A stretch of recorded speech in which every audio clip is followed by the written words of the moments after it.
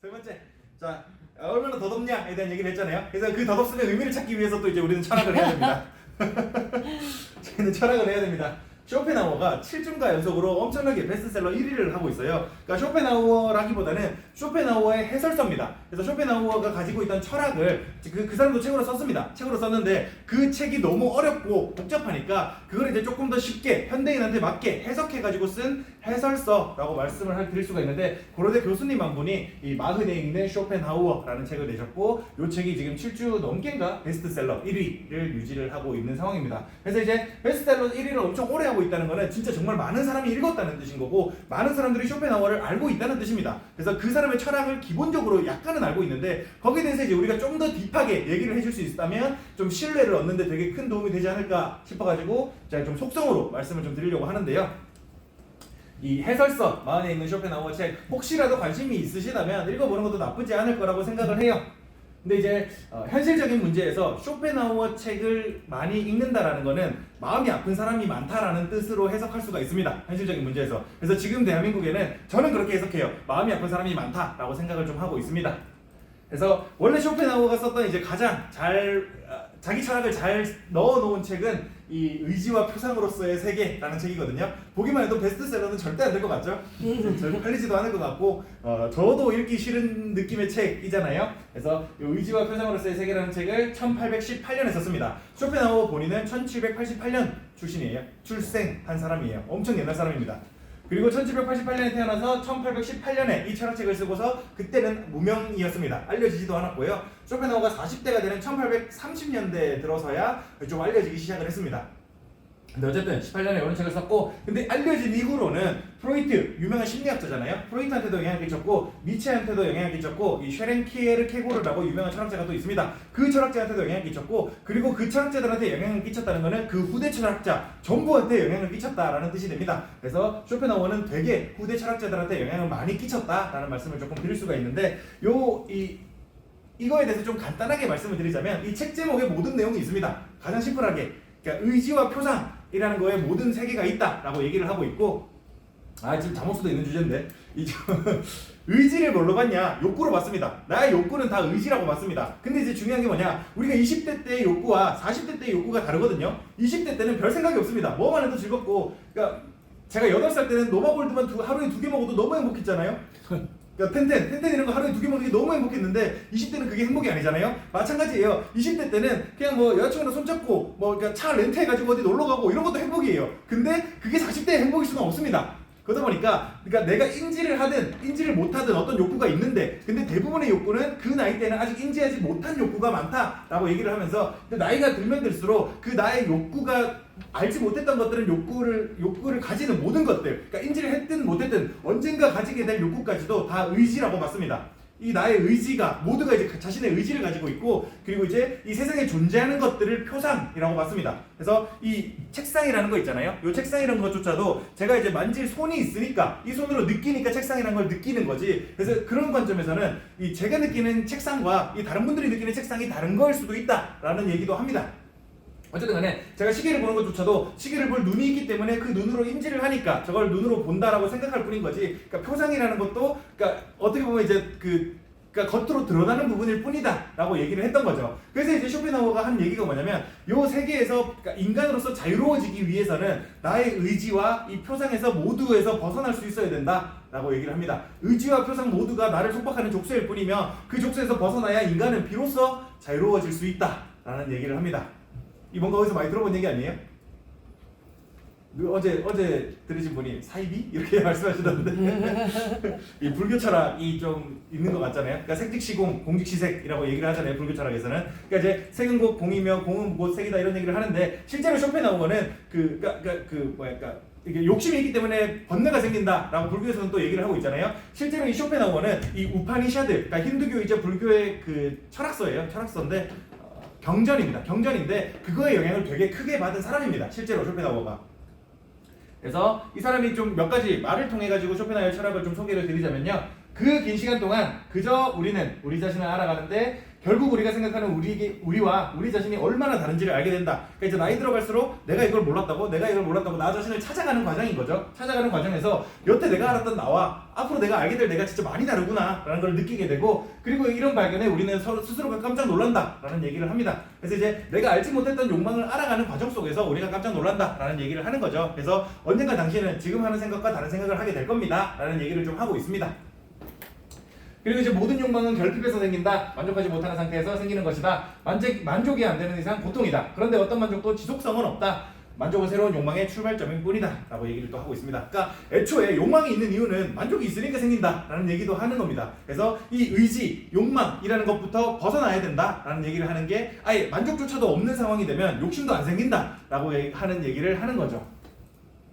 그러는 와중에 좌절을 경험한 사람은 자신만의 역사를 갖게 된다. 그리고 인생을 통찰할 수 있는 지혜의 길로 들어선다. 그래서 이 고통받는 거에 대해서 나쁘게 생각할 필요 없다는 거예요. 내가 그 좌절을 겪고 고통을 받으면 결국 이거는 나의 지혜가 된다는 얘기를 좀 어렵게 하는 거죠. 그리고 인생의 최초 40년은 내게 텍스트를 부여하고 나머지 30년은 그에 대한 주석을 부여해준다 라는 얘기를 했습니다. 그러니까 이 얘기는 어차피 사람의 그 인생관은 40살까지가 끝이라는 거예요. 그 이유는 그냥 그 삶에 대한 주석일 뿐이라는 겁니다. 그러니까 인간이 변할 수 있는 거는 40이 끝이고 40부터는 그냥 삶에 대한 주석이다 라는 얘기를 이 사람은 하고 있습니다. 그러니까 사람은 안 변한다는 거죠. 그런 얘기인 것 같아요. 제가 보기에는 어느 순간부터 사람은 변하지 않는다, 그냥 그대로 살아간다 라는 얘기를 하는 것 같습니다. 그리고 만일 남의 눈을 의식하는 태생적인 결함에서 벗어날 수만 있다면 인간이 누릴 수 있는 마음의 평화와 힘은 매우 커진다. 남을 의식하고 살지 말아라 이런 얘기를 합니다. 인간은 다른 사람처럼 되고자 하기 때문에 자기 잠재력의 4분의 3을 상실한다. 그래서 자기가 이제 자기의 자아를 찾는 것보다는 야 너 뭐 하고 싶어? 뭐 해야 돼? 그러니까 서울대 가야지. 뭐 해야지. 그러니까 이제 정석을 정해놓고 그대로 살아가려고 한다는 거죠. 근데 그대로 살아가려고 하면 되게 힘들어진다는 거예요. 자기 쓸데없는 에너지를 너무 많이 소비를 하니까 굳이 그러지 말고 너의 삶을 찾아가라 라고 얘기를 많이 하고 있습니다. 그러는 와중에도 이 쇼펜하우어가 되게 아싸였어요. 그러니까 좀 아싸 찐따 느낌이었는데, 그러니까 지금으로 따지면요 아싸 찐따 느낌이었는데, 그래서 사교를 되게 싫어했습니다. 사교 모임, 사람을 만나고 뭐 하는 걸 되게 싫어했고, 얼마나 싫어했냐면 지적으로 뛰어난 사람은 고독으로 두 가지 이점을 얻는다. 첫째, 자기 자신과 함께할 시간. 둘째, 타인과 함께하지 않을 자유라고 얘기를 할 정도예요. 사교성이란 지성과 반비례한다. 그 사람이 매우 비사교적이라는 말을 듣고 있다면 그는 위대한 특징을 지닌 뛰어난 사람이라는 뜻이다. 건강 다음으로 행복의 가장 중요한 요소인 마음의 평정은 사교 때문에 위험해진다. 고독이 없었다면 인류는 지금까지 존재하지 못했을 것이고, 음식을 절제하면 몸이 건강해지듯 사람과의 만남을 자제하면 영혼이 건강해진다 라는 얘기를 하고 있습니다. 그러니까 진짜 지성과 사교를 완전 반비례한다고 보고 사교에 대해서 극혐을 했었어요. 근데 이제 이 사람이 왜 이렇게 생각을 했냐, 이 사람이 원래 감수성이 되게 짙은 사람이었거든요. 감수성이 되게 짙은 사람이었는데 이 어머니가 아버지보다 20살 젊었습니다. 그 20살 젊은 어머니가 아버지 돌아가시자마자, 그러니까 쇼펜하우어가 어릴 때 아버지가 돌아가셨거든요. 그러니까 돌아가시자마자 이 살롱이라는 사교 모임에 엄청나게 많이 나가셨던 거예요. 그러니까 살롱이 이제 그때 당시 프랑스의 좀 지성인들의 문화 이런 거였잖아요. 근데 이제 우리도 독서 모임 나가잖아요. 독서 모임 왜 나갑니까? 책을 읽을 거면 혼자 읽으면 되지. 독서 모임을 나가는 이유는 내가 읽는 책에 대해서 대화를 나누고 좋은 사람을 만나고, 이 사교의 목적이 어느 정도 있잖아요. 그러다 보니까 독서 모임을 나가는데 살롱도 이 비슷한 목적을 가지고 있습니다. 그리고 쇼펜하우어의 어머니는 이 살롱을 되게 열심히 나가셨고, 그러다 보니까 이 쇼펜하우어는 그거에 대해서 실망을 많이 하게 됐었어요. 맨날 어머니가 사교 모임에 나가는 거에 대해서. 그때 이후로 이 사교라는 거를 되게 싫어하는 사람이 됐습니다. 결국 쇼펜하우어의 철학 또한 어머니의 그늘 아래에서 완성될 수밖에 없었던 거죠. 그래서 정리를 좀 드리자면, 그러니까 이쯤 되면 이제 왜 사람들이 쇼펜하우어에 열광하는지에 대해서 이제 생각을 해볼 만합니다. 쇼펜하우어는 고독을 되게 좋아했어요. 고독을 되게 그러니까 좋은 거다라고 말했습니다. 근데 우리 지금 1인 가구가 40%에 달할 정도가 됐어요. 우리나라 사회가. 그러니까 이것 자체가, 그러니까 그러는 와중에 서로 간의 의심은 점점 더 커집니다. 사회적 신뢰는 점점 낮아지고 있고, 내가 이 사람이랑 놀려고 해도 믿을 수가 없잖아요. 앞에 있는 사람을 믿을 수가 없으니까 나는 점점 고독해지는데, 대부분의 서울에 올라와 있는, 지방에서 올라와 있는 많은 사람들이 고독합니다. 그런 고독한 사람들이 다른 사람과 어울릴 수 없다면 그러면 뭐 어떻게 해야 되냐? 내 마음을 단단하게 만들어야 된다는 거예요. 나의 고독이 나쁜 게 아니구나, 좋은 거구나 라고 생각할 수 있어야 되고, 그거에 대한 답을 가장 명쾌하게 주고 있는 게 쇼펜하우어의 말이니까 이 쇼펜하우어가 잘 팔릴 수밖에 없게 되는 거겠죠. 그래서 정리를 드리자면, 독일 철학자 아르투어 쇼펜하우어에 대한 해설서가 수주째 베스트셀러 1위에 등극을 했습니다. 쇼펜하우어의 철학은 그에 져서 의지와 표상으로서의 세계에 잘 나타나 있고요. 인지했든 인지하지 못했든 욕구를 의지로 보았고, 존재하는 모든 것을 표상으로 보았습니다. 이는 속박의 요소이며 두 가지 모드로부터 탈출해야 비로소 자유로워질 수 있다고 주장을 했고요. 불교의 철학과 꽤나 비슷한 요소들을 가지고 있고 실제로도 이 힌두교이자 불교의 경전인 우파니샤드의 영향을 크게 받았습니다. 문명의 시기가 매우 길었고 40대를 넘어서야 서서히 알려지기 시작했는데 근데 웃긴 거는 쇼펜하우어가 알려지기 시작하고 나서는 사교를 되게 좋아했다는 겁니다.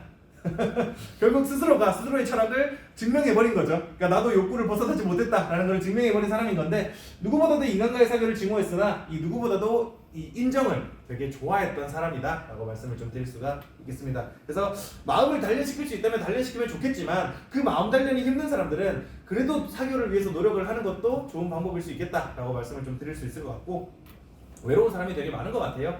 그래서 그 외로운 사람들과의 대화하는 방법에 대해서도 연구를 진짜 많이 해봐야 될 것 같습니다. 여기까지가 제가 이번 주에 준비한 이슈였고요. 경상수지 발표가 있었습니다. 40조 달러 정도 나왔고요. 또 이제 실업률 3.3% 나왔습니다. 3.3% 나왔는데 여전히 40대 취업자가 계속 줄어요. 이게 문제가 되고 있습니다. 그리고 원유 재고 발표가 있었고 10년물 채권 입찰 있었는데 이게 4% 나왔나? 그랬습니다. 그리고 한국의 기준금리 결정이 3.5% 동결을 했고요. 그리고 이창용 총재가 얘기하기를 그 PF 사태나 경기 침체 상황을 봤을 때 인하를 해야 되는 건 맞는데 내 개인적인 생각으로는 이 물가 상승 압박이 너무 강하기 때문에 적어도 6개월 동안은 내리지 않지 않을까라는 얘기를 했습니다. 그래서 앞으로도 이제 금리 인하는 없을 겁니다라고 이제 선을 그었다라고 말씀을 좀 드릴 수가 있겠고요. 미국의 소비자 물가 지수 높게 나왔습니다. 코어 CPI 0.3%인가 나왔고요. 이 CPI가 3.4% 나왔습니다. 높게 나왔는데도 시장은 좀 하락하는가 싶더니 장 막판에는 또 상승 마감했죠. 이것도 좀 웃깁니다. 어떻게 해석해야 되나 받아들여야 되나 한번 고민을 해봐야 될 문제가 되는 것 같습니다. 그리고 이제 신규 실업수당 청구 건수가 조금 낮게 나왔던가 200K 나왔던가요? 하여튼 그렇게 나왔고요. 그리고 30년물 채권 입찰도 4.24 정도 나왔습니다. 4.24 정도 나왔고 중국의 소비자 물가지수와 생산자 물가지수 강의 시작할 때 나왔겠네요. 그리고 이제 무역수지 또 발표가 점심 때 될 겁니다. 그리고 이제 미국의 생산자 물가지수 발표가 있겠고요. 다음 주에는 이제 중국의 4분기 GDP 발표가 있겠고 한국의 M2 광의 통화량 발표가 있겠습니다. 그리고 뭐 주로 이제 미국의 소매 판매, 20년물 채권 입찰 정도에 집중해서 보면 될 것 같습니다. 여기까지가 제가 이번 주에 준비한 이슈였고요. 혹시 궁금하신 거 있으실까요?